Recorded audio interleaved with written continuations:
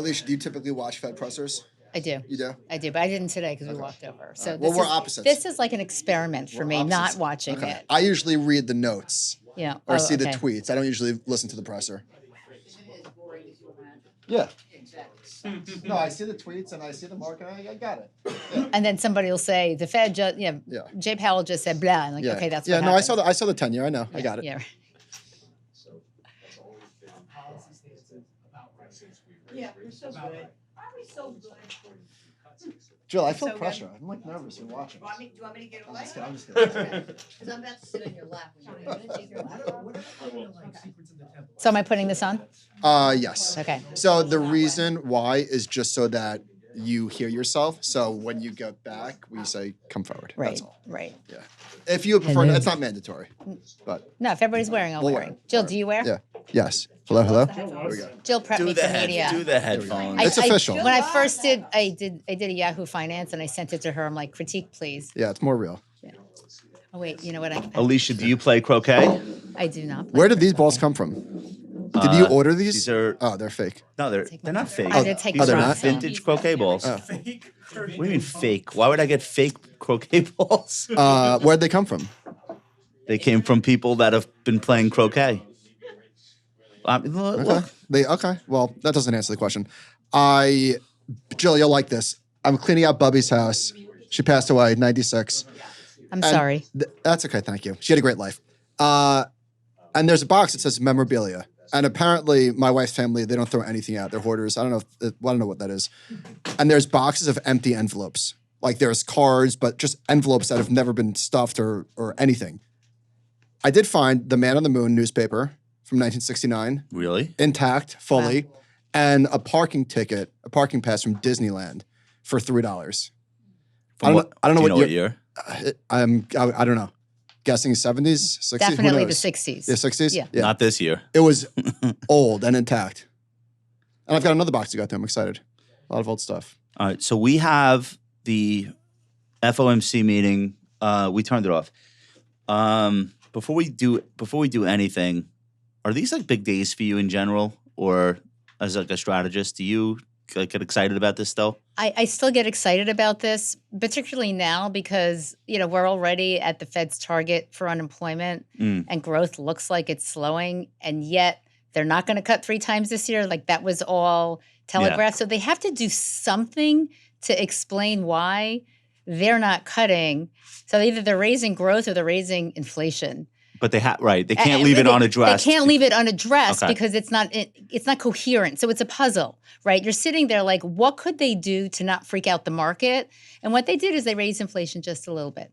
But otherwise, you can't explain it because either if they raise the unemployment rate over 4%, which is where they were for the end of the year, then it looks like stagflation. They can't do that.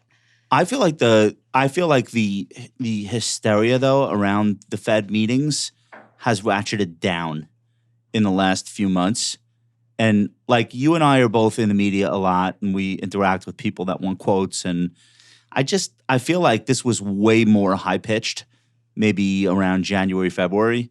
And now people are just like, yeah, no change, no rate cut. It's like people are over it. Is it the sense you get? I think that's right, Josh, because the Fed pivoted in December, and then there was like that macro excitement. The Fed pivoted, the market's pricing in 7 cuts, nobody believed it. So that's why I think it was heightened because we were kind of living in the pivot. We're going with the wave, we're with the wave, we're going down. Thank God the market's rallying.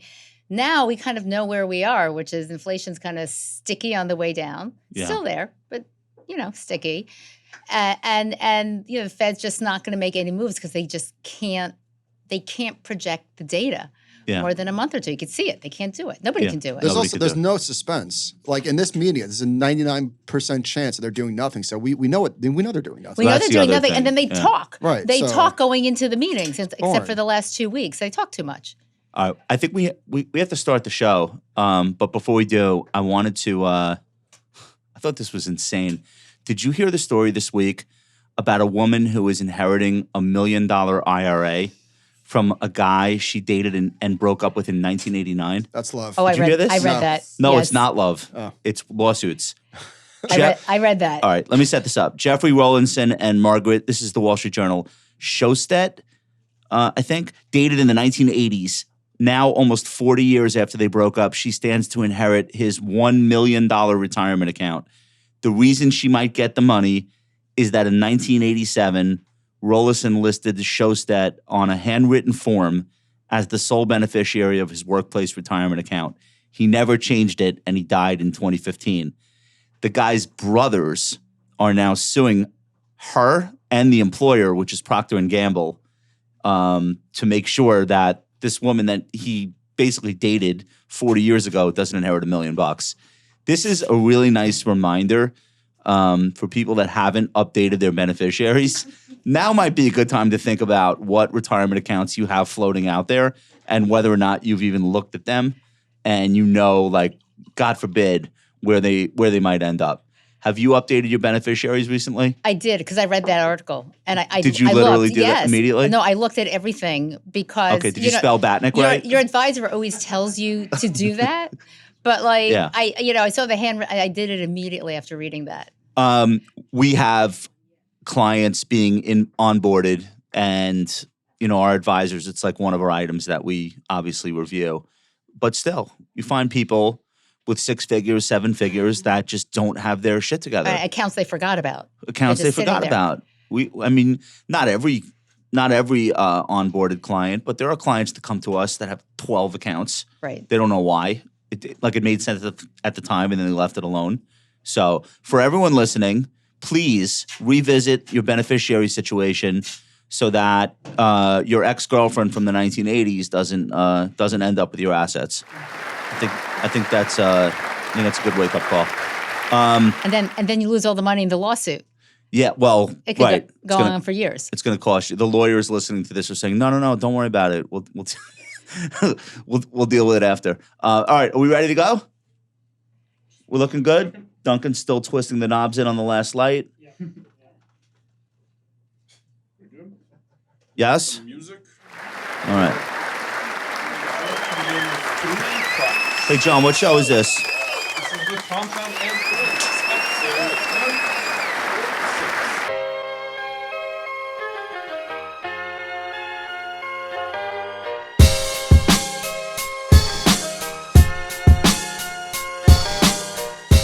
Today's show is brought to you by Public. Make your savings work harder and earn an industry-leading 5.1% APY with a high-yield cash account on Public.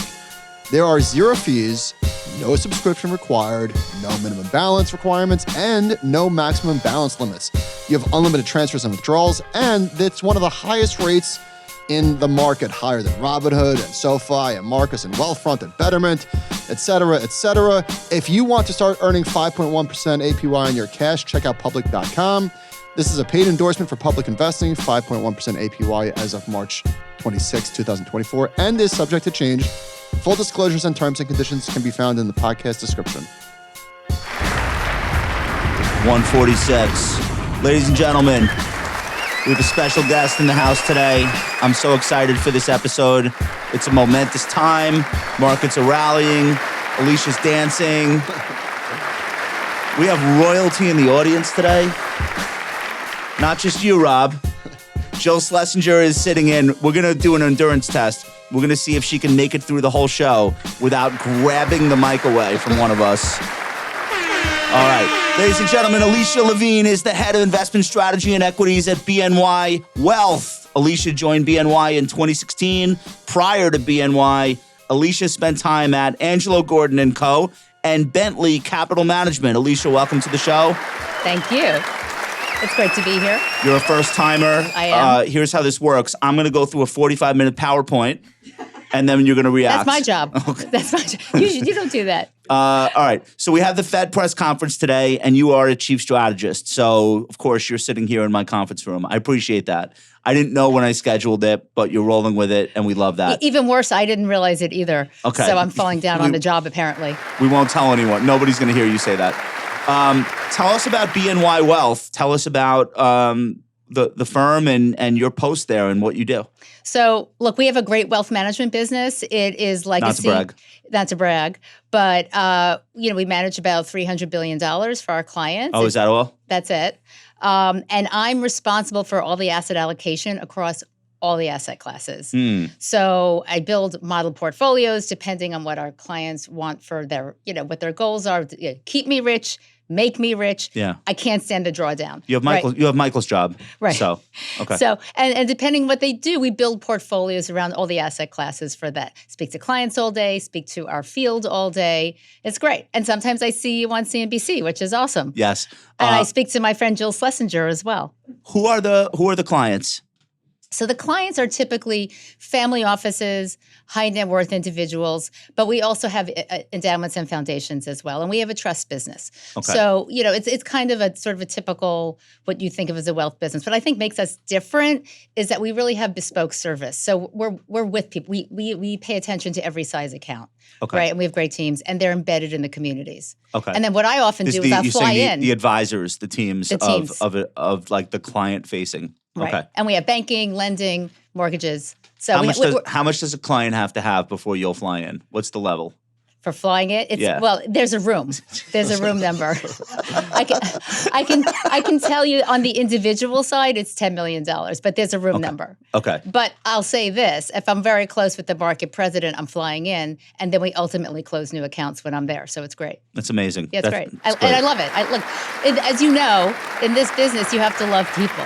Yes. So I love talking, like my friend Jill, and I love people. So it's kind of a great mix of what I do. I love it all every day. So I allocate a couple of meetings a week for advisors bringing on new clients. And at this point, the client is already here, but they're kind of brand new. And not every advisor or every client wants to do that with me. And it's not like a whole big to-do. But if I have 15 minutes, 30 minutes, I love doing it because it's a reminder that there's a face. Right. It's not a account number.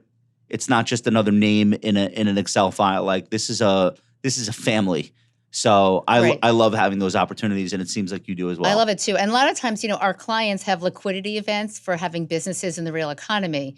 So I go and I look at economic data all day long. They'll tell me about what's going on with employment. They'll tell me what's going on with wages and hiring and their particular business. Yeah, it's a two-way conversation. It's a two-way conversation, right. And you remember, and it's great. So not everybody comes in as a master of the universe. Here's my money, and I know better than you. A lot of them come in having plumbing businesses or electrical businesses, and they have liquidity events, and they need help. And so I like to say we're in the problem-solving business. What's the problem you're trying to solve for, and we can figure that out as a team. So I know you're in the data business and you look at all of the data, which we're going to talk about today. But anecdotally, when you're talking to your clients, what would you say the mood of your client is? Are people happy? Are they apprehensive? Are they anxious? So they're happy because performance has been great, and we've been overweight U.S. large cap. So they're very happy.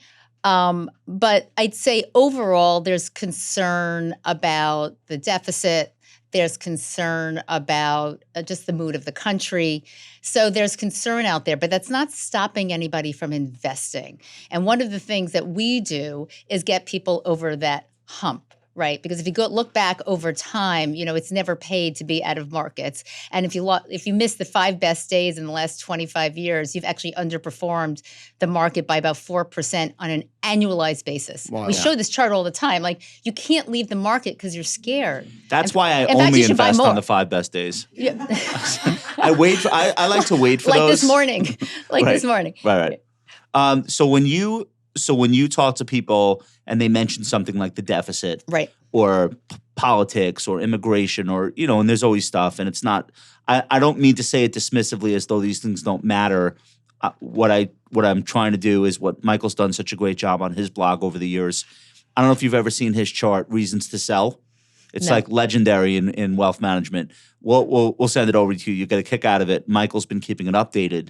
But it's basically the S&P 500 and then all of the things each year that are a valid reason on the surface. Always. And his list is, at this point, it's just epic. And it's hilarious because some of the things you look at, you're like, wait, the yuan repricing in September 2014, believe it or not, that caused a 6% market correction in a day. Right. And you had people selling on it. And 100% people sold.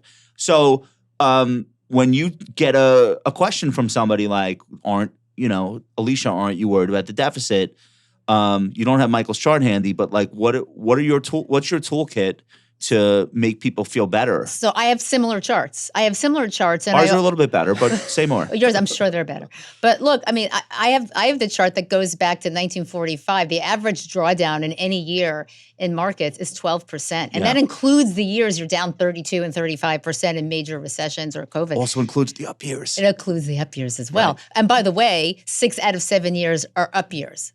Is it 6 out of 7? 6 out of 7. We say 3 out of 4. Is it 6 out of 7? It's 6 out of 7. 6 out of 7 are up years. Right. And if you invested anytime the market was down 20%, you just said, okay, it's down 20%. I'm going to invest today. Your forward 12-month return is 18%, and your forward 3-year return is like 35%. Wow. Yeah. So, it pays to be contrarian, and you use fear as a way to push yourself back in the market. It's not so easy. It's not easy. Like, we all want to run for the hills. Like, Silicon Valley Bank, everybody wants to go to cash. Our job was to keep people out of the money market funds, out of T-bills, and keep them invested, and that turned out to be the greatest decision. The flip side of that reasons to sell chart is like reasons to buy. And I thought about making a chart reasons to buy, and it was like impossible to fill it up because progress is slow and it's gradual. Whereas unfortunately, bad news, it's like an event. Right. And so people only remember. It's exogenous. Yes. It's exogenous, which is why it's so brutal on the way down. It's headlines. Right. Like good news is not in the headlines. Right. Unfortunately. Well, look, you could say that AI is that's a headline. And that was a step function up. I would also say like inflation cut in half would be a reason to buy, which we've just experienced. Right. Michael's right. There like it is. all right. So this is reasons to sell. And for those of you guys listening, you could find it on Michael's site or with a Google search. Look at some of these things. Taper tantrum in 2013. What the hell were we thinking? Shouldn't rates not be zero? Shouldn't the Fed stop buying assets on an emergency basis? Look at Ebola. The Ebola. Who remembers Ebola? I remember that. That caused a big sell-off. I don't know about you. I sold everything on that. All right. So here's the real question, though. Some things actually do tip over. Right. Sometimes. Because we could have had, sorry to interrupt, we could have had reasons to sell that extended to 2005. Could have. And then in 2006, when those 2 hedge funds at Bear Stearns blew up, there was stock market volatility, and it turns out it was well-founded. Right. It was well-founded. Yeah. So, but how do you know? How do you know the difference, or do you not have to know? What's your philosophy on that? So I think the time to sell, the real time to sell is when May. We know. Never, because you missed the 5 best days in June. But funny. And when fundamentals deteriorate, right? So if we're at 2% growth and we've got still 4% unemployment, and by the way, I don't really believe the number. Then you use downturns to add more. So you buy the downturns. It will collapse if there is a credit event or if there's a financial event. And let's just go back to Silicon Valley Bank in March of last year. Had all the hallmarks. The hallmarks of what would have actually caused a fairly nasty recession. Systemic financial bank run. Yeah. Affects everything in the economy. And yet what happens, that was where the recession should have been. And that's where the market could have really come down. And by the way, on March 9th of last year, the S&P was up 50 basis points. So the market was sniffing out the inversion of the yield curve and what that meant for banks. Like the market was sniffing out that something was coming. But what happens? Hand over fist, the Fed comes in, supports the banking system, creates these lending facilities, and then Janet Yellen says, okay, FDIC, nobody's going to lose their money in the banks. So they waved the magic wand. They waved the magic wand. They said there's no limit. So when your fiscal authorities and your monetary authorities have no stomach for the recession, you buy. And what we've learned is that when the Fed puts their thumb on the scale, you buy hand over fist. And that was the right move. So both things happened. There was no act of Congress. They just decided unilaterally that the FDIC, which is basically an insurance fund funded by the banks, no longer has any upward limit, and they had no choice. Because had they not done that, or had somebody politically said, hey, you can't do that, that's it. The dominoes keep going. Right. And there's no other way. There's no other way. You would have had bank runs on all those small and regional side banks. Everyone. By the way, those balance sheets are not so terrific. I mean, you've seen the losses because tenure is so high. The yields are so high. But it's even more than that. It's not like the regionals were paying more in yield to attract assets relative to the money centers. They were all paying nothing together. All of them. So And then what they would had be to the pay. argument to keep your money there? People borrowed there. They were local. There was often the only place they could get a loan. And as you know, commercial real estate, 80% of it is sitting on those banks with $250 billion or fewer So what assets. are you telling people? What are you telling people on the Friday before the Sunday night? Was that the cadence? The It was FDIC? Friday. Yes. Yeah. So What do- Silicon Valley Bank went under Friday, and then by Sunday night there had to be a Okay, solution. so that was was that bad. was an It was a bad insane weekend. insane kick save though. Such a bad weekend. So, but what are you telling people on that Friday? Because it's extremely valid for somebody to call BNY, their advisor, and be like, I don't know what you guys are seeing, but I'm seeing the next 2008. Well, what are you saying to people? So the first thing we say is that we have a AAA rated balance sheet. You And do, that we- personally. Bank Okay. Bank of New York. Bank Yeah. of New York Mellon Wealth Management. We are the safe pair of hands. So that's what we were saying. Like your money is safe. You guys are the bedrock of the financial system in a lot of ways. Which Correct. We'll So get we into don't later. take risks that other banks may take as part of their business model. So clients' assets are separated, and so we're AAA rated.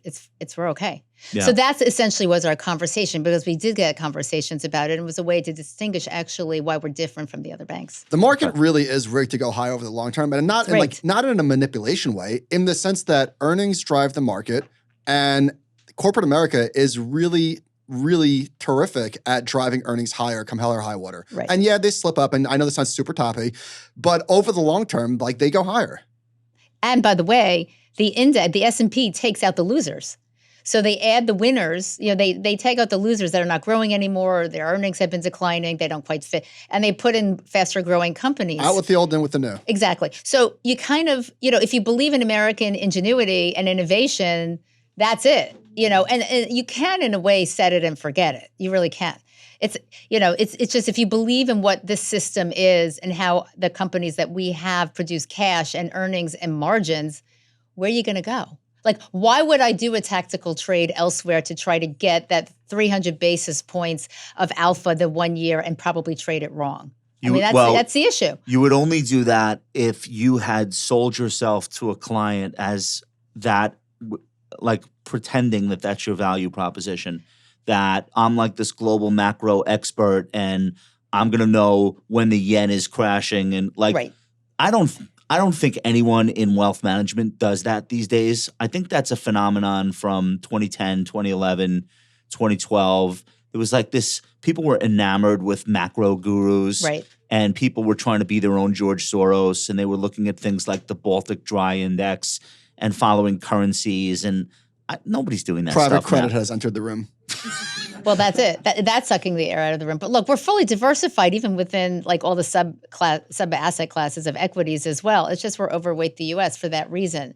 If you want the earnings and the For margins. what reason? For the earnings For the growth? margin, because the fundamentals, like in the end, you have to go back to where the fundamentals are strongest. And when we invest, when I make asset allocation decisions, I have to look out 12 to 18 months.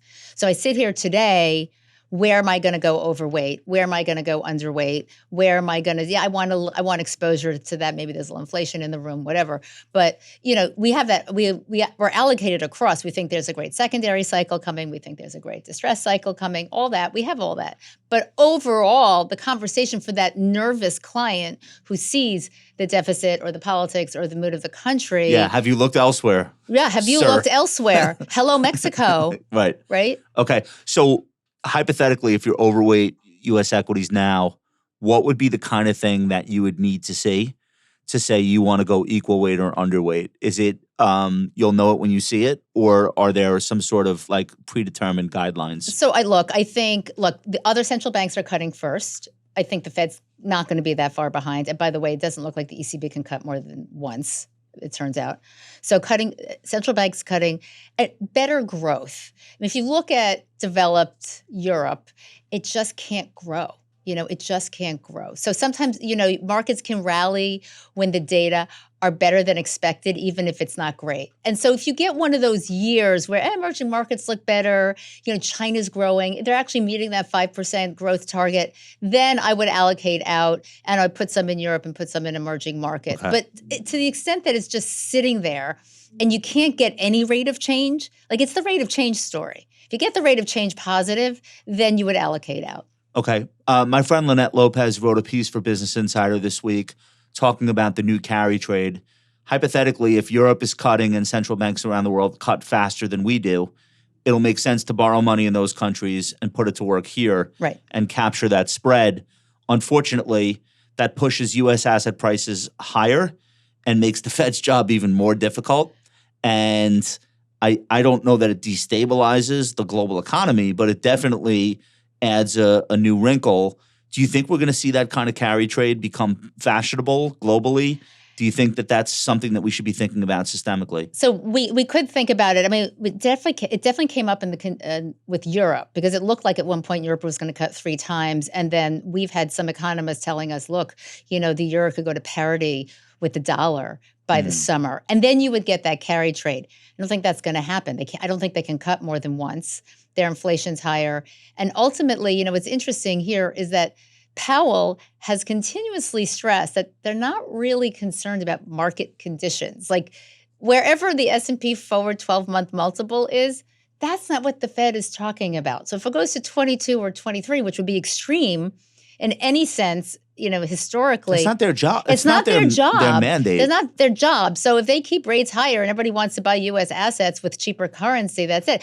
I'll say this, Europe's going to give itself an inflation problem if it does do that. So my guess is, in the end, we're like the big gorilla in the room, and if we're not cutting, it's going to be very hard for other developed markets to cut much more than once or twice. They can't be that big differential. What did the Fed They can say? import inflation. What did the Fed say today? We're reacting to this live, guys, so we're not going to do a whole. Before we get to what exactly they said, Alicia, I'm curious.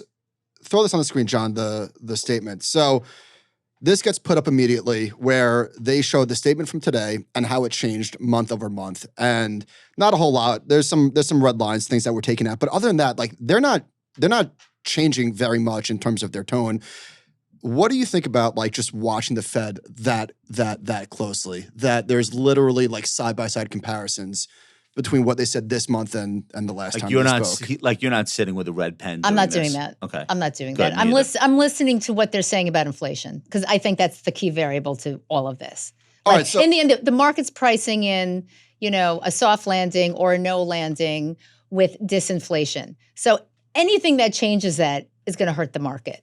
So you still have growth, fine. You still have disinflation, okay. Then, they're still going to cut once this year. The story's intact. The pivot remains. But he won't say it. The inflation continues to come down. So just here's some data. Used cars and trucks are down 9.3% over the last 12 months, which is great. Airline fares are down 3.6%. That was a big issue. Obviously, that was going higher a lot. Motor insurance, right, up 20% in the last 12 months. And look at this chart. So this is showing 28 straight months of gains, and this really pisses everybody off. For the first time in 28 months, all the way back to December 21, it finally fell. So hopefully this will ease. But I make the point to say that Michael wants the Fed to start issuing insurance for drivers. But he won't even come close to saying that we're close to getting the job done. They can't. Why? Because they don't know what next month's data are. They don't know. The models have been really difficult, and they can't project. We thought we were on this great glide path. We had inflation down 6 months. We ended the year at 3% inflation. Next thing you know, we have 3.5% headline inflation 3 months later. They don't know. It won't die. It won't die. It's like Jason in Friday the 13th. It's 15 movies and counting, and it just by the will way, not die. every time, look, to the extent that, let's talk about oil for a second, the other key variable. If oil stays at 70, WTI, it's okay. It's when you get that geopolitical risk in the oil price at 100, then that goes higher for every single category, because oil goes into everything.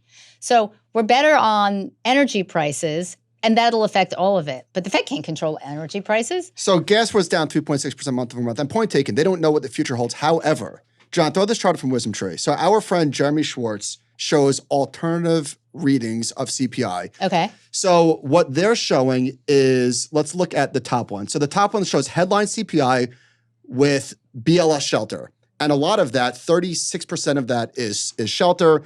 I think 2/3 of that is owner's equivalent rent. and the other one is just straight up rent. Right. And the rent one is lagged big time. So if you use real-time shelter, in other words, what are people paying for rent today for new rents? It's under 2%. We're there already. But we've been saying this for a year. So what? You can see it's been straight down for a year. You've been saying what for a year? That the OER is a really wacky way of measuring rentals, and it's not accurate. Everybody looks at Zillow or whatever rental, but it hasn't really translated into lower shelter costs. Yeah. Like, I mean, it's a bad way of measuring it. It's too high a weight in CPI compared to PCE, which is what they're calling old people who answer landline phones, and they're saying, how much could you rent the spare room in your attic for? Do you know that 65% of Americans believe in vampires? This is who we're f***ing asking for what rents are. But so that's this from is the home, this is that's what's the going on right homeowner now. side, and clearly that's nonsense. But also the rent side, they're using rents from 12 months ago or 11 months ago. Right. If you use real-time rent, we're under 2%, and they must know that. So effectively, we're there. So all right, shelter inflation. They're saying, according to their metrics, it's 5.45%. If you use real-time housing metrics, just on shelter alone, it's 1.3%. That is a gigantic gap. And effectively, we are under their 2% target.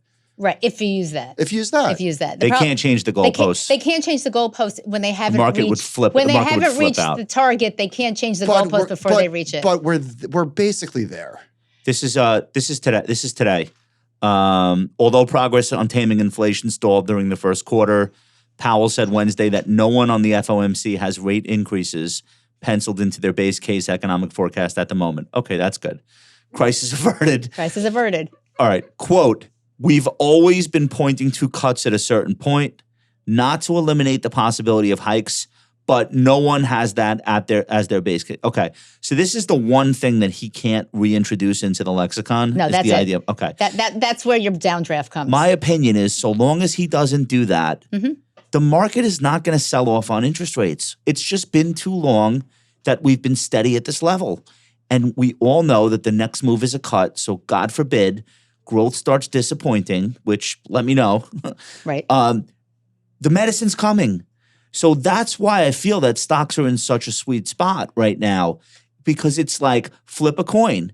Either things are great and they don't need to cut, or things are not so great and they start cutting. What's not to like? But look, they pivoted in December, which I actually thought was weird. Like, what are you doing? Like, why are you doing this? It was a Christmas present. But look, they pivoted.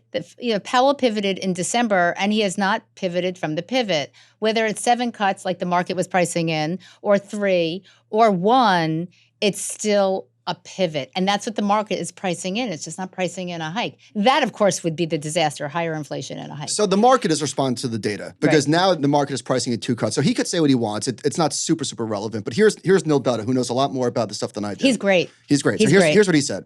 Here's what I know about inflation. First, inflation tends to be a lagging indicator because monetary policy is thought to quell inflation with a lag. Today's softer inflation data represents yesterday's monetary policy.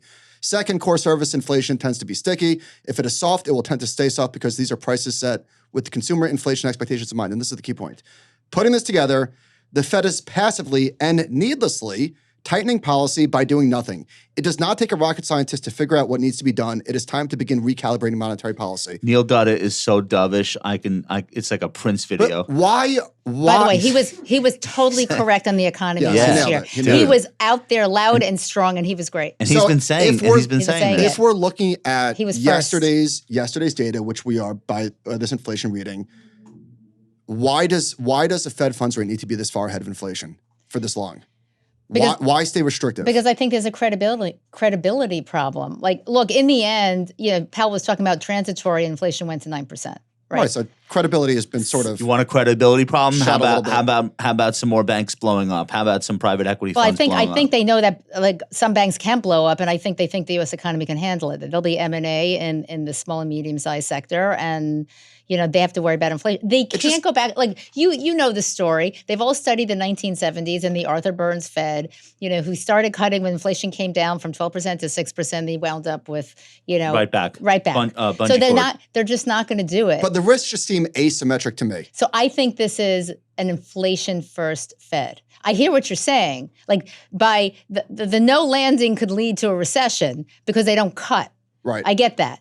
But I think they're inflation first. Now, if unemployment gets to 4.3 or 4.4, then they've got Congress on them. And then they've got another problem. Do you believe politically there's like a no-go zone for any kind of action right in front of the election? Is that a real thing, or did we just all make that up in the media and then run with it? I think they would like to think they're apolitical, and so they'll do everything not to do that to signal that they're apolitical. Which is inherently political. Correct. Because Biden is the current boss. So de facto. right. But I think that like there's a real effort not to look political. You know, it's an interesting what if. I mean, we're maybe all going to find out. Trump's big thing during his presidency was, why aren't they cutting rates more? Which was very Nixonian. Like, I need lower interest. Turns out he didn't need lower rates. He ended up getting them.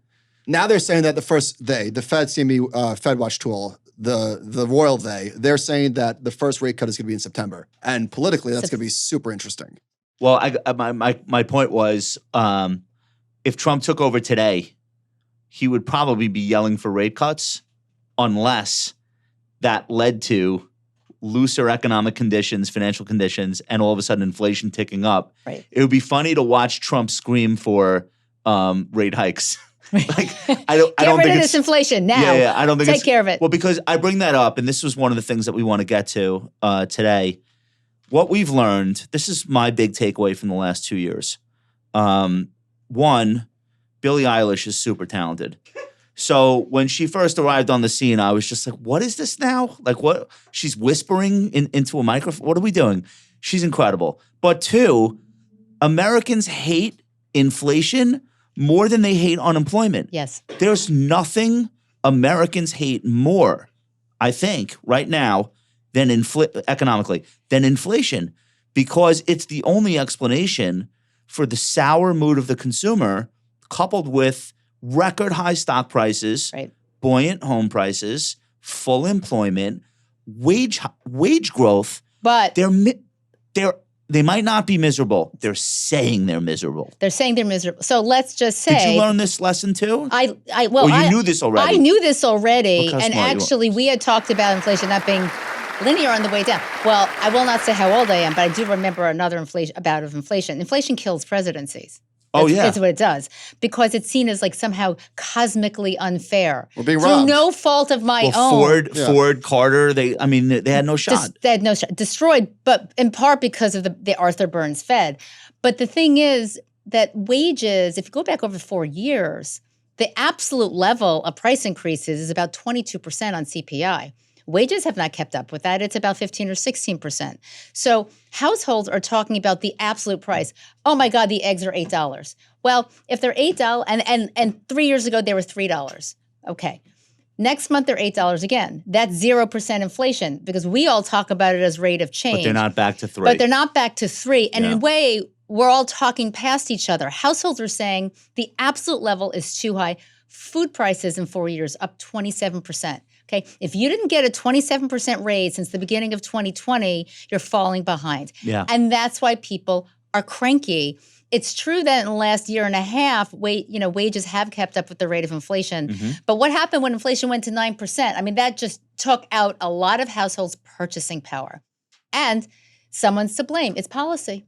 Someone's to blame. Well, of course, someone's going to be to blame. But definitely. That's the thing. I think it's just, the economists and Wall Street and the Fed, we all talk about it as a rate of change. Yay, zero. We had 0% inflation today. Yeah. Isn't that great? 0 month over month. The prices are up 22% over 4 years. Let me read this to you. This is Harvard University economist Stephanie Stancheva. Do you know her? No. You guys don't hang out? No. Okay.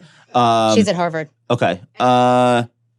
They did a study to see how much people dislike inflation.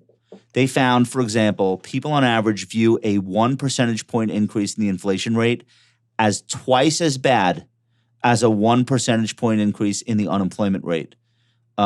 Survey respondents' reasons for disliking inflation weren't just based on worries about rising prices eating into their buying power, but by a view that inflation is mentally taxing. Dealing with a straitened budget exacts a psychological toll as well as a financial one. Stancheva says it's also an issue of complexity. Even if you didn't think tight budget standards, inflation still requires you to rethink all the time to rebudget things, and it's basically a big cognitive load. Right. If you're month to month, this never leaves your it's every single purchase you make throughout the course I'm of sorry, the that's day. nonsense. People obviously hate She inflation. went to Harvard. People She's a obviously hate professor. inflation. Did they ask people who are unemployed what do they like? What do you like more, having a job or having higher prices? I understand people hate inflation, but come on. Do you want the methodology, or can I we don't move- care about the Well, methodology. I think the other thing is inflation hasn't been around for 40 years. Wait, so can I- it's like I'm this sorry. new thing. I'm sorry. I Would you, feel would you compelled. rather your bills go up 8% or would you rather lose your job? That's not what they're asking. They're asking unemployment, not you, the society. Fine. Okay. Do you care if someone else loses their job? no. Maybe you feel a little bit bad. Do you care if your groceries are up? You definitely care. That's what they ask people. Got it. So All right. that's all what I'm they get. saying. And the other thing is like it's everywhere. Like I had somebody say to me, he's a portfolio manager. He does fine in life. Life is good. He said to me the other day, every day I have a money thing where I'm shocked at what I have to pay, what I owe, whatever it is. He's like, I'm feeling it every day. What is going on out there for people who are purchasing food? Oh, this is It's such a a great disaster. point. Right. Don't you like every day Every day. like something with the backyard? Yeah, I something can't, with, I can't like, believe what you- day camp what- is $10,000. yeah. Like the minimum price for doing anything in your home basically is up 10 times, right? It used to be maybe a couple thousand. Now you're like, what happened? And that's across the economy. And so it's with food, it's with eggs, it's with bread, and it's also with It's universal, It's and universal. it affects everyone. And I saw somebody post, no one on Facebook can ever believe whatever age their kid just turned. Right? It's like one of those things. Right. It doesn't. I have one of those Right. now. This cuts across though income levels, geographies, race, religion, gender. All of us are like, why does it cost this much?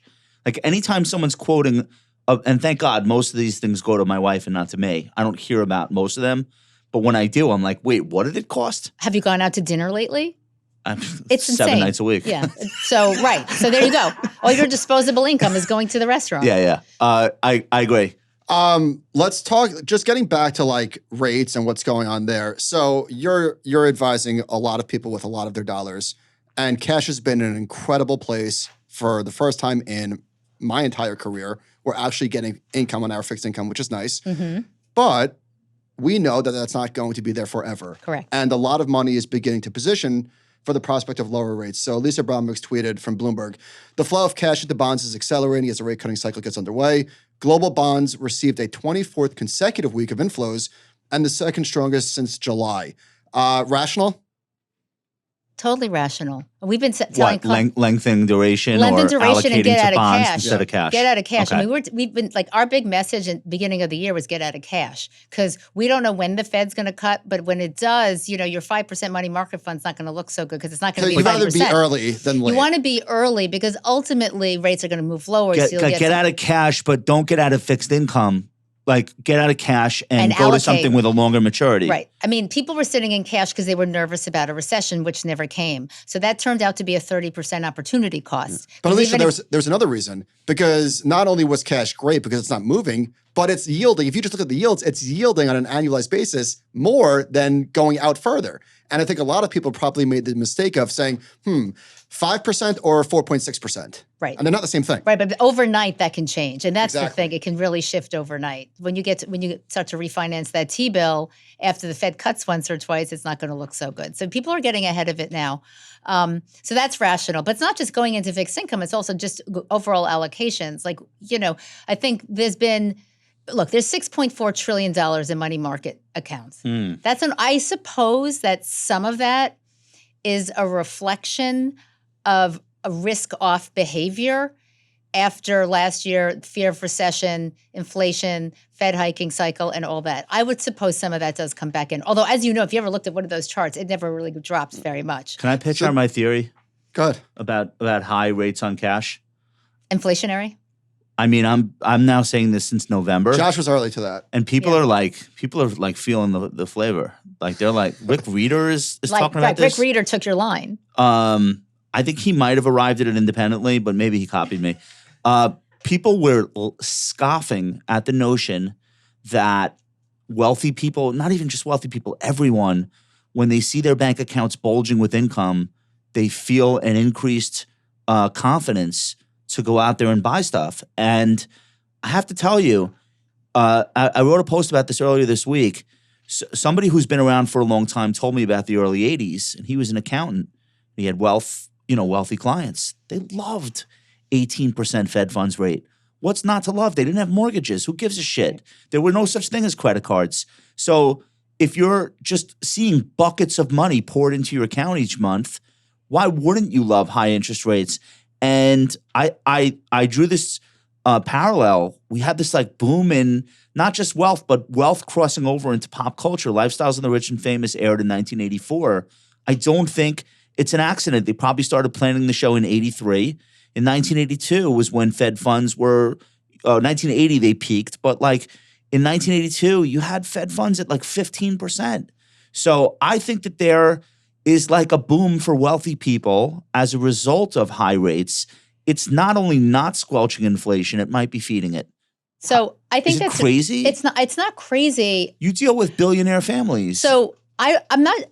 I hear what you're saying. For me, She's trying to be nice. I'm Look how no, nice I'm she's trying. trying to be. Like Tell them how you really feel. It's bull. I need to. I don't think it's bull because it's the same reason we've had no recession. It's the same reason that Thank there's no you. credit cycle. Right. Because households have termed out their debt with 3% mortgages, fixed rate, and they're getting 5% on the cash, and they're making the spread. So households are relatively immune to the credit cycle here Yes. if they own financial assets, if they own a home. Correct. Not Or all stocks. not all households. Not all households. Okay. But that's also true for large cap America, because what happened in 2020 and 2021 when rates were zero? Refinance. Every company and their grandmother, Of course. refinance debt at very low fixed rates, which by the way don't come due until 2030. Again, higher cash levels, making 5% on the cash, paying out at 3.5% or 4%, making the spread, and hiring people. That's one of my favorite charts of the year. That's the best chart. Yeah. That's the explanation for why we've Yeah. had no recession. So whether it's about keeping Like, inflation why high, didn't this tightening cycle lead to a recession? Why is there no credit That's cycle? That's why. So the chart Okay. I'm mentioning is net interest expense for corporate America went down in a hiking cycle. and net worth of consumer households Exploded. is up $45 trillion in 4 years, okay, about 40%, and their net interest costs remained at 9.8% in 4 years. American households' net worth Up 45%. up 5.1 trillion just in the first quarter. Right. And That's why there's no credit cycle. They're all allocating to distressed funds that are looking for signs of distress they and can't direct find. lending and direct lending. Right. Direct lending. Okay. But that's it. I mean, households are, the net worth of the households up 45%, and their interest cost is flat. This It's is one of flat. those examples where if you told most people, myself included, in 2021, here's what the Fed's about to do. They're going to do 25, 25, 25, 50, 50, 75, 75, 70. You'd be like, oh my God. I'm hiding under the bed. Yeah. But I'm going why? under the bed, right? Right. You would because we have this recency bias in our lived experience post GFC is interest rate hikes terrifying, interest rate cuts great. Right. And that's not actually the real world. That was just a very specific period It was of a time. 15-year interlude where risk assets did really, really well. So as we stand today, the consumer is healthy, the economy is healthy, the job market's healthy, the Fed is on pause. Like things are. You sound so complacent. Yeah, no, I am. Things sound really good. So let's talk about like what. Like the scary stuff. So Like yeah. the So scary what? stuff. So what do you think is the biggest risk to the market? Is it just something as simple as like, listen, we don't know what the risk is because that's what risk is. It's what we don't see coming. Or is there something that does worry you that you think about today? So that's actually very wise because the biggest risks to the market are these exogenous shocks which are not priced in. Right. So right now the market's pricing in 2% growth and a cutting cycle. So anything that threatens that view, either Yeah. on the growth side or on the cutting side, would do it. So higher inflation, higher oil prices leading to higher inflation, or the Fed having to pivot to a hike. All that would be very difficult for the market. I think slower growth would do it also. Because you can't sustain these margins and earnings. What with do you slower tell growth. people who say they don't want to buy stocks at 20 times earnings? So you say, well, first of all, it's a different cycle because the top 7 stocks are trading at like 35 times. They're also double the margin and double the earnings power. So their multiples are higher and they're dragging the S&P with it. That's what I say. Not all of our clients want to be in stocks anyway. They just have a different risk profile. But that's what I would say. In the end, at 21 times forward earnings, is it compelling? It's not particularly compelling. You know, the top 3 stocks are 20% of the S&P. You know, that feels a little frothy. But on the other hand, that's where the innovation is also. And in the end, the market's stupid in that way. It just reflects where the growth and margins are. So this is a theme that we've been talking about for years now, that companies in the S&P 500, especially the giants, deserve a premium multiple because they're doing things that have never, ever been done before. Yes. And this chart from UBS is great confirmation of what we've been talking about. It's showing free cash flow as a percentage of sales. And they show what we've been saying. Look at this. So of course your multiple is going to go higher. Why would this be 10 times earnings? It can't. This is miraculous. It's just miraculous. And by the way, if you plot free cash flow against multiple and you go back over 20 years, it explains all the it wasn't zero rates. It was free cash flow. Let's double click on that. Say that again. Explain what you mean by that. Because the average multiple is higher than it was 20 and 30 years ago. Okay. But so is the free cash flow. So if you plot it against each other, you just see it. They're Going back how long? Going back 40 years. What are you plotting? The free cash flow of the S&P 500 and the forward 12 months. And the PE multiple. And the PE multiple.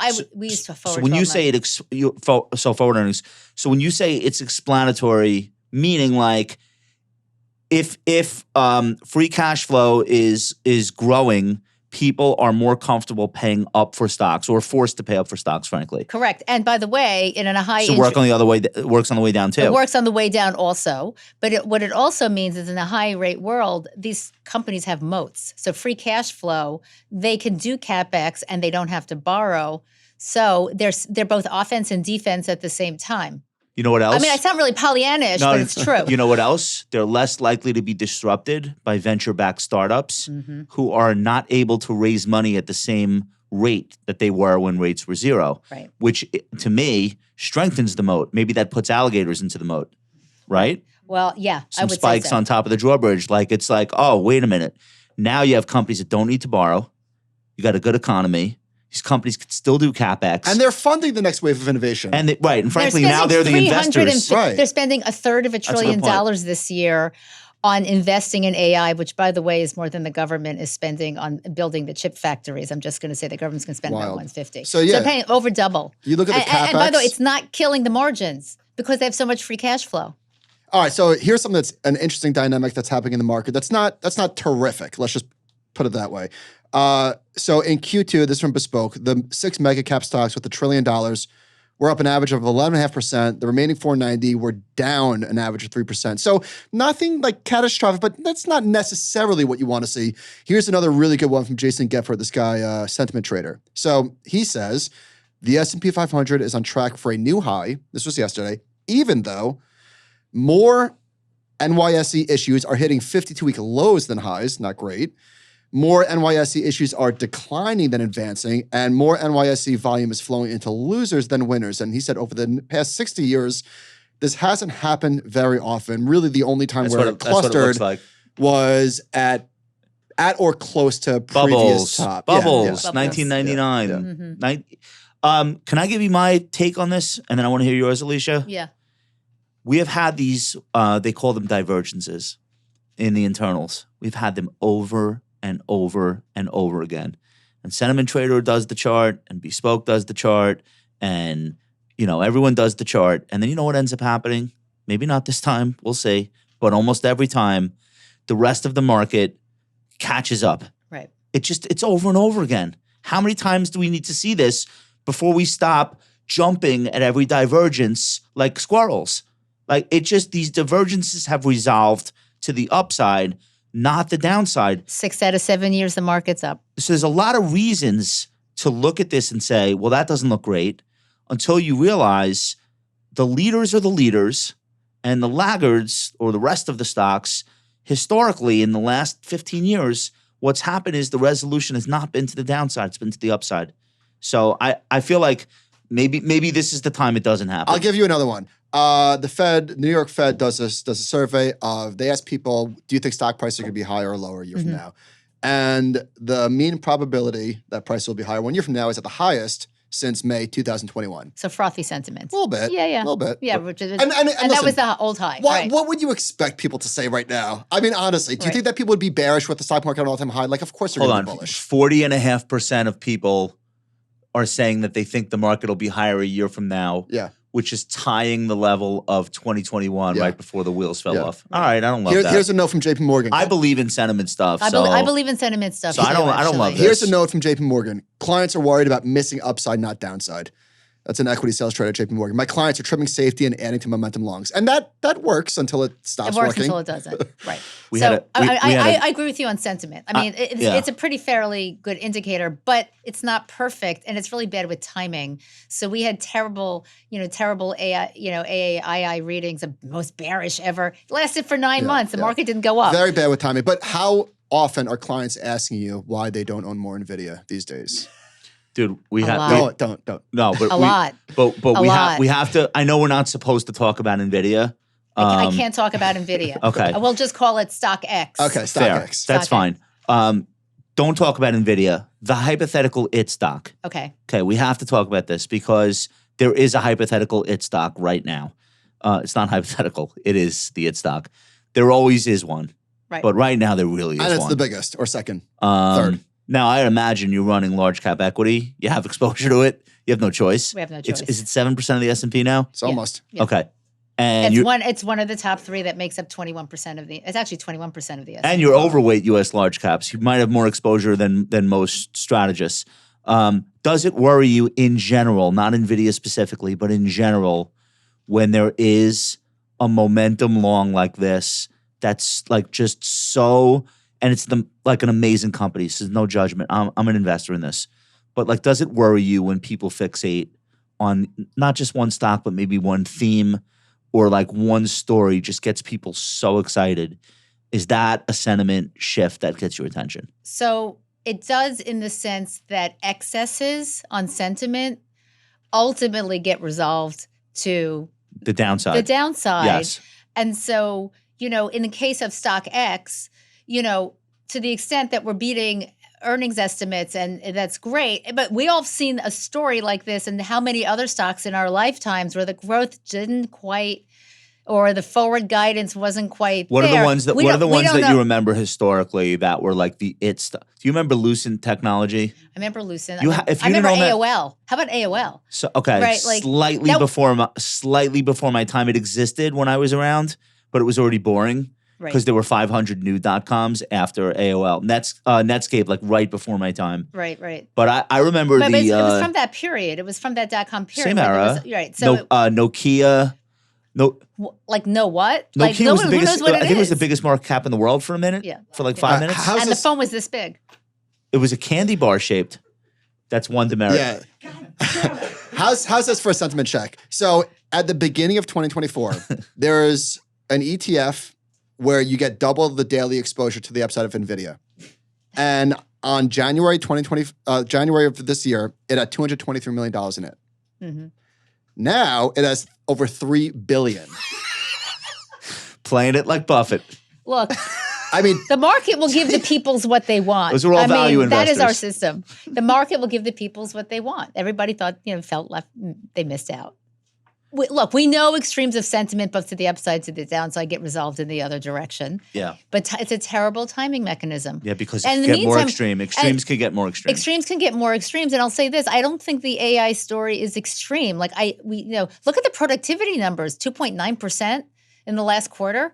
Like, when's the last time we had something like that? So we got real productivity happening in the economy, and it's part of this revolution that's happening in technology and AI. So we're believers in it. We think it's real. We think you're getting earnings higher. I mean, you're gonna have to go through a CapEx cycle, yes, but ultimately we think it's the story just reasonable. started. Look at this chart from Apple. So we made this earlier during the day, but over the last 2 days, including today, it's up 12.6%. Because everybody gave it up for dead. How crazy is that? It's a third biggest Did they two-day give it up change. for debt? It was selling Don't at you 30 were on- times I'm earnings. sorry, I watched you on CNBC all the time, and Yeah. like everybody was talking. It's over. They can't sell the phone. They did it's give it up for hardware. dead. China's Yeah. not Yeah. going to buy it. Yeah. China's not letting their But people the, buy it. but the multiple did not reflect that pessimism. True. It never got cheap. True. I wish it did. It never got as cheap as it had been, but like people were giving up on it, and Yeah. like the whole community. the sentiment around it was like this is never going to grow again. But it never, like the valuation never really reflected that pessimism because people are smart. Right. And they said, although I'm not excited about Apple, I ain't selling this until I see what the AI Well, shit is. these companies are too innovative. Yeah. They're not going to sit there and let their business be It was the taken right away. thing to None of stick them. with it. It was the right None thing. of them. I mean, I can name other companies, except I'm not allowed to name companies, but you know which ones they are, where there was a hiccup or it was embarrassing or there was a public release of something and the stock sells off 10 or 15%. And the next thing you know, it's right back because they're not going to let the business go. Yeah. I think that's right. Can we do a little bit of housing stuff? Yeah, Yeah? a little bit. All right. That's a little confounding. All right. I thought this was interesting. Amazon.com, it's still the official corporate name. Isn't that funny? Yeah. Amazon committed $1.4 billion to its housing equity fund, extending a push to back affordable housing in Seattle, Nashville, and Washington metro areas. That's where they're building their Their HQs. facilities. And yeah. Not in Queens, New York, where I'm from. Nope. No. Tried. What's Really her a mistake. What's her name? Didn't want to play ball. All right. The funds will be used to create 14,000 affordable units in those locales. That doesn't sound like a lot. Brings Amazon's total housing pledge to $3.6 billion. In 2021, the company earmarked $2 billion for low interest loans and grants. So Amazon obviously has like a perennial chronic PR battle that they have to fight because of their dominance. They have to be doing proactive things like this. And arguably, if they're building HQs in these areas and hiring thousands of people, it's a good look. Right. Why aren't there more solutions to the housing crisis? Is it just that it's just so expensive to build housing that the win that you would get from a PR standpoint isn't enough to justify it? What do you think needs to happen? First, you need the free cash flow. Okay. Right. So not every company can do what Amazon does because it's one of those companies that just sits on the hill with the moat and But the home builders aren't building the way they should, and they can do it. It's expensive. It's really expensive. And in the end product is, the 25 to 40, we missed sort of two generations of home buyers, right? We lost the people who are now 40 to 45 and we're losing the people 25 to. What do you mean by losing? Because after the global financial crisis, the economy grew so slow and wages were so sluggish that people weren't buying homes. Housing demand took forever to come back. Yeah. It took forever to come back. And then you've got this whole new generation that is, can't afford the 7% mortgage.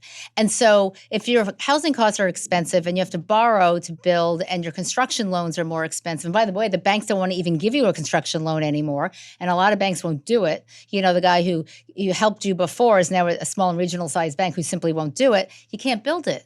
Yeah. You can't build it. So either you're eating the cost of the mortgage to bring the housing prices down, to bring people in, or you have some cash from before where you borrowed before and you have leftover. But I think this is where the credit contraction is a problem. I think it's kind of keeping housing prices artificially high.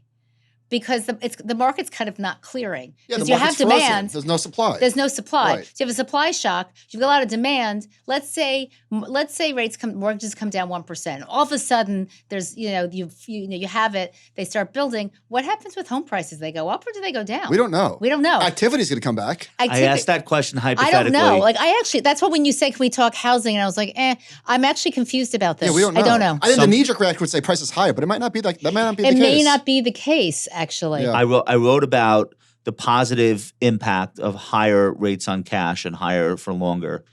And I had some younger people, probably on LinkedIn, be like, why are you so excited about this? It's keeping me out of the housing market. Right. And I'm not an asshole, but part of me wanted to be like, oh yeah? What do you think happens when they cut mortgage rates from 7 to 5? You think it's more affordable then? Are you out of your mind? Right. What do you think? Like, it's not like new houses appear concurrent with mortgage rates coming down. I actually think housing affordability the line will finally go up or down. It'll get better when mortgage rates come down. Why? Because the monthly payment is going to go down a and lot. more buyers are going to enter the More market. buyers are going to come in. Of course, but there's no supply. There's no supply right Well, now. That's the problem. I agree, and the Fed can't print houses. But my point is and this is what's missing. demand will not change whether interest rates are 7% or 5%. Well, we're going to find out. Demand won't change. Today, interest rates were 6.9%, and there's activity. Right. Like So as soon demand as it won't goes below change, 7. but when interest rates come down, supply will come on the market. So prices might not go up. So that's why I'm actually confused about the housing stuff because I just think it's all these different pieces of the market coming together, not least of which are the construction loans. You have plenty of wealthy boomer families under your purview. they're buying the houses for their kids. Cash. Yeah, but Yeah. that's what's going on. Yeah. And I'm not saying there's anything wrong with that. I got help from my in-laws to buy my first house. It's a beautiful thing. Yeah, I didn't have a pot to piss in 2008, thank God. But right now, this is another area where there's a bifurcation. People who come from families that have financial assets versus people who don't. And it becomes really difficult to buy something if you're not getting any kind of assistance. And it's getting harder. But look, this has been the case really since quantitative easing in 2009. If you had financial assets, you were fine. Your home values went up. Your asset prices went up. Stock prices went straight up every Provided year. those financial assets weren't shares of AIG or Lehman Brothers. Correct. Yeah. Right. Well, we're talking 2009. Let's start with that. Or under management with Bernie. And then savers got zero rates on their saving. And I think if you want to trace some of the strife in the country, it's like those who own financial assets and those who don't. It's a very different experience if you're, if you got a 3% mortgage and you're getting 5% on your cash. And by the way, you just got 30% on the S&P over the last 8 months. We had Scott Galloway on the show recently, and the conversation was like invest or die. Yeah. Like you have got to find a way, whether it's earning equity through a job that you work at, or saving enough you have got to get into the investor economy. It used to be optional. The way society now works, it's not optional. You'll never make wealth through your salary. It's only through investing. You've got to get to 401k is step one. 401k is step one. Do you work at a company where you can earn stock options? That's great too. That's there's a lot of ways in, but you have to pick one. Yeah, altcoins. Great. If you tell a 20-year-old with a summer job and explain the Roth IRA, right? You just explain it to them and you just give them some charts and tell them, hey, this could be $1 million in, whatever, 30 years. Like they don't think about retirement, but they hear the $1 million. And so there are ways to do this, which are a little bit painless if you just start early enough and get individuals used to risk. Like in the end, it's risk appetite. Jill's on the edge of her seat. This Jill's so excited. I wanted to ask you about not the individual stock, GameStop, but just the environment right now. I hate it. All right, I want to hear why. So this is posted by my friend Andy Left on Twitter, who has been shorting the GameStop, the meme mania. I don't know why he's doing this to himself. Why is he doing it? Like everyone's going to see he's shorting it. Oh no. Yeah. He's been through the ringer already. Citron is no longer short GME. I thought this was really smart. Citron is no longer short GME. It's not because we believe in a turnaround for the company. Fundamentals will never happen. But with $4 billion in the bank, they have enough runway to appease their cult-like shareholders. True.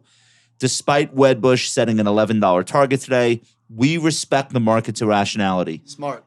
Smart. After all, Dogecoin remains a $20 billion entity. Cheap. While the increased share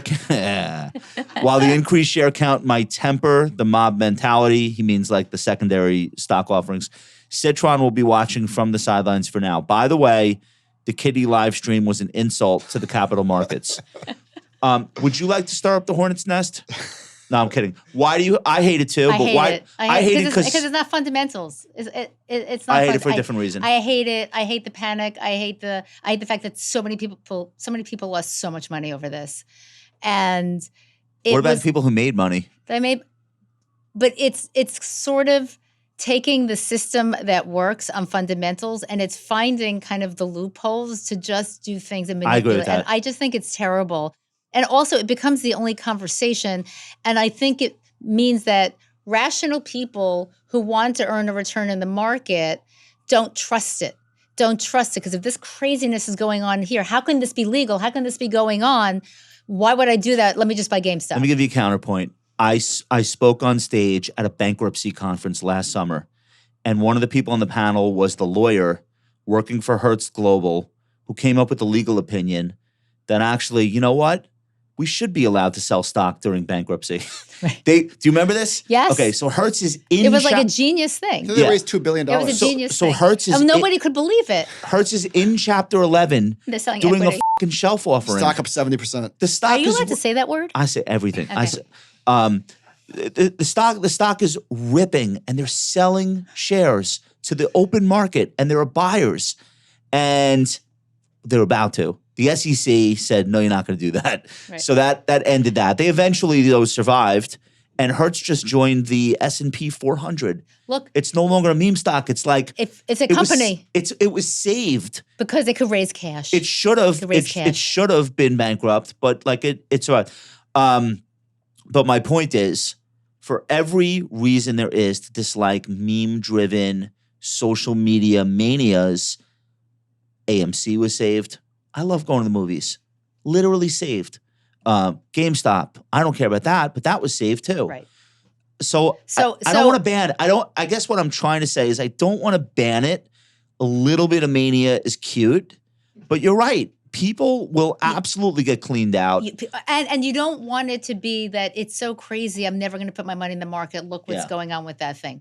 Look, it's great that AMC was saved, GameStop, Hertz. I don't all invest great. in any of that stuff, by the way. I like, don't now, want it. Now that they have cash, we have to see if the business model works. Or they could do any business model. But did the cash raise just prolong Alicia, the if I pain? gave you $4 billion, you could come up with a way to make money. Yes or no? I'd be very happy. Okay. I'm pretty sure the guy that runs GameStop, he could keep the video game retail running at a loss and do And just something invest really the money, invest productive. the cash. Yeah. Invest the cash. So, that's the positive. That's the positive. And the negative is you have people that bought the stock at 65 or whatever the morning before the day before they dropped the secondary. Right. I mean, this is it's winners and losers. Well, in another markets. silver lining is they learn their lesson and they move on with their life. And But they sometimes nobody but- learns. sometimes. No, but like if you remember after the global financial crisis, there were people who had their retirement savings wiped out, down 50, 60%. They never got back in the market for over a decade. Oh, we know. We talk to those people. And so it's terrible. And so you don't want that to happen. Like you don't want somebody to be so burned that I'm just keeping it in a bank account and getting Well, I just 25 basis points. And I'm not saying it's all good because it's certainly not, but it's mostly younger people that are playing. Correct. Mostly. Mostly. Yeah, I agree with that. Just Jeff, buy the Roth IRA. Yeah. Did you have the best time on the show today? I love this Was show. that right? Did I tell love you it'd be this fun? show. All I right. love this show. So we're gonna do a brief intermission. We're gonna break to dinner. No. Or you're all good? You I'm said good. everything you want to say? I'm all good. All right. I'm so happy to be here. We end the show. We end the show with favorites every week. Okay. And what's going on? Oh, she's all right. All right, you lost the bet. No, talk. It's Oh, you- actually I have actually been something over to an show hour. you. okay, show us. I want you to see this. Do we have a picture? Wait, to put up hold here? on, hold on. Ladies and Oh my gentlemen, God. Jill Schlesinger. Hold on, we're gonna put you a- didn't. You did it. I'm gonna put a picture up here. Hold on a I second. hope it's not on Alicia, the beach. No. what year is that? Holy And what is shit. the name of that blonde woman? I don't remember, but she often didn't wear a top. We were in Nice. Yes. And I'm not going to say the year. Oh, come on, just say it. It I was, was going to say it was 1985, and Correct. the, and Oh my the God. dollar and there were 10 francs to the dollar. Yeah. and we were in the south of France, and it Cocaine was everywhere. amazing. No. No, No. we're clean. We're athletes. We're brains. I We know. don't do I'm that. teasing. But we had the best time. Do you remember who that girl was? Yes, She was a this- pilot on a the stewardess. a stewardess. She has a on the Princess Diana private haircut. Saudi Was that- Airlines. Correct. And we hung out with the stewardess and the pilots, and Oh, we yeah. went to these clubs. Okay. And look That's at our it. curly hair. Can we Look talk at about our us. curly hair? Don't we look happy? Is So is that a happy. perm? No, it's No. just just both of us naturally had curly. curly hair and didn't, blow it dry. And a lot of it. we had paid a lot of- $40 to be in a pension with air conditioning because we're Jewish girls. Can I tell you something? I need this Netflix show. It was hysterical. Nicole, is this giving Netflix? I would watch the shit out of this. All right, I'm done. That's Amazing. great. Jill Schlesinger, ladies and gentlemen. I kind of miss our hair. Like it's so much work now. Both of you have great hair now. Not Michael and I. We can't say the same thing. All right. Do you remember her name? I don't remember. Liz. Yes.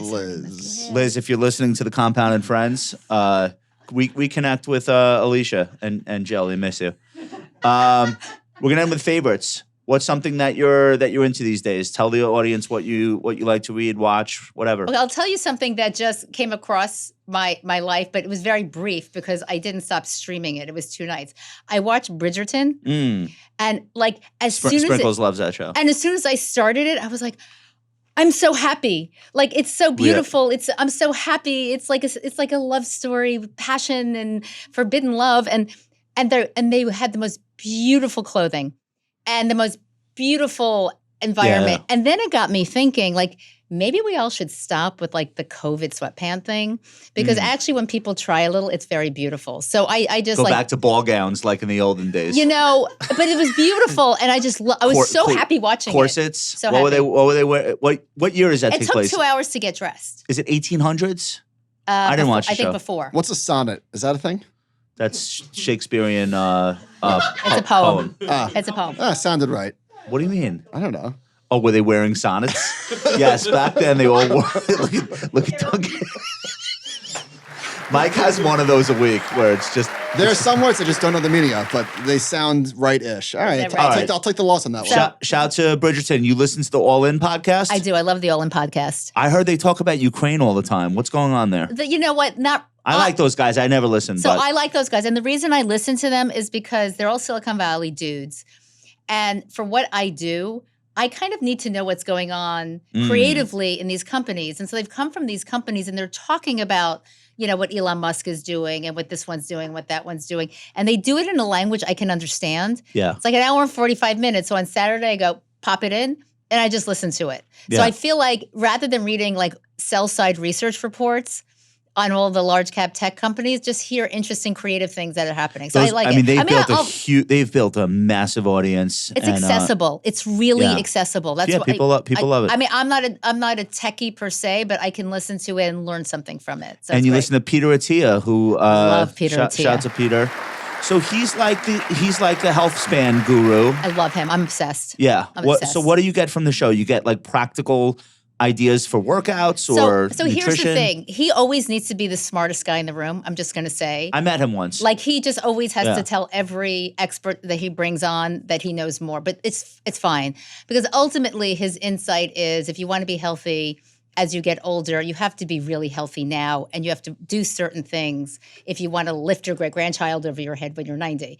And so that's actually pretty compelling. Like who do you want to be?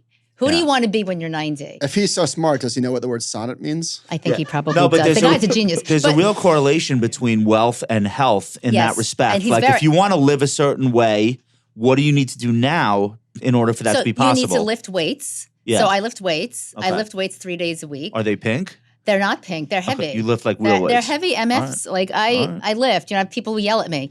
And then the other thing I learned from him is you don't have to be obsessed with cardio. Right. thank Like God. you can do like a turkey trot. You know, you just have to run so you can talk, get your heart rate up, but you don't Could you have do to a turkey sub? I'll do that afterwards. All right. So, all right. I've seen Peter actually on stage with Patrick O'Shaughnessy. Were you at that? Mm-mm. That was really good. I think it's really compelling. Yeah. Really compelling. All right. Very, very cool. These are great favorites. I'm gonna check out Peter's show. I probably should have a long time ago. Michael, Also read the book. is it too late? All right. Michael, do you have a favorite for us? Sonnets. No, not sonnets. I listened to Joe and Tracy on the Odd Lots podcast. They had somebody on, 2 people on, I think, talking about how companies figure out their pricing points. Oh, that's in my queue. Oh, that's Okay. good. Was awesome. Highly, highly, highly recommend. Who are the people? Like- Who are the people? I don't know.